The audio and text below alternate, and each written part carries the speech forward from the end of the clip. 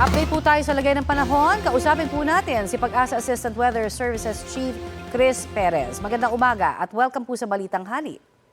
Magandang umaga, Connie, at sa lahat po ng ating mga taga-subaybay.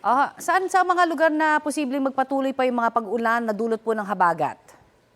Sa ngayon po, meron tayong nakataas na sa ating latest weather advisory kanina alas 11, no? May inaasahan tayong 100 to 200 millimeters of rain sa lalawigan ng Benguet, Zambales, Bataan at Occidental Mindoro. Samantala, 50 to 100 millimeters of rain naman sa Ilocos Norte, Abra, Ilocos Sur, La Union, Pangasinan, Tarlac, Nueva Ecija, Pampanga, Bulacan, Rizal, Metro Manila, Cavite, Batangas at Oriental Mindoro.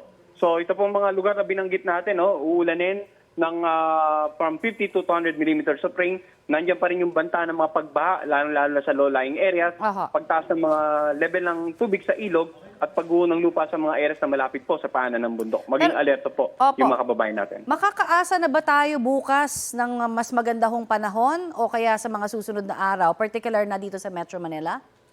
Dito sa Metro Manila, saan po natin magkakaroon ng gradual improvement simula bukas hanggang possibly by Wednesday. Pero dito nga sa mga lalawigan sa kanlurang bahagi ng Northern at Central Zone, particular na sa La Union, Benguet, Pangasinan, Zambales, Bataan, at maging dito sa may bandang Occidental Mindoro, asahan pa rin po na may posibleng occasional rains pa rin po bukas, bunsod ng habagat. Pero may sinasabi rin ho na hanggang Friday pa sa ibang mga lugar. Ito ho ba dun sa mga nabanggit ninyong area magpapatuloy, particular na dun sa mga probinsya po? Well, possible po yan, no? Kasi ang nakikita natin ay yung habagat episode na sa kasalukuyan nararanasan natin ay posibleng mag-extend hanggang sa paparating na weekend. At kapag ganitong sinabi nating habagat, malaki ang tsansa na yung mga lugar na nasa kanlurang bahagi ng bansa natin, ng Luzon, yun pa rin po yung posibleng ulanin sa mga susunod na araw. Kaya patuloy po tayo magbibigay ng update sa ating mga kababayan. At gaano ho kataas naman yung chance ang papasok naman sa Philippine Area of Responsibility yung bagyong may international name na Peilu? Well, sa ngayon po, maliit ang chance ang pumasok ng ating PR, itong tropical storm na may international name na Peilu.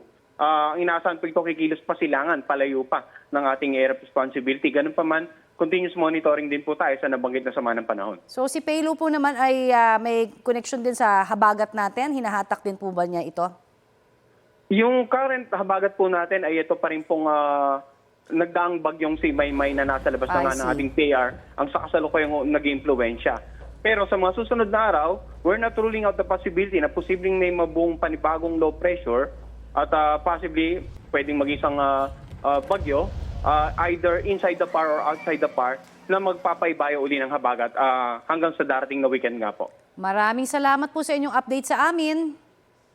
Maraming salamat din po at magandang araw. Yan po naman si Pag-asa Assistant Weather Services Chief Chris Perez.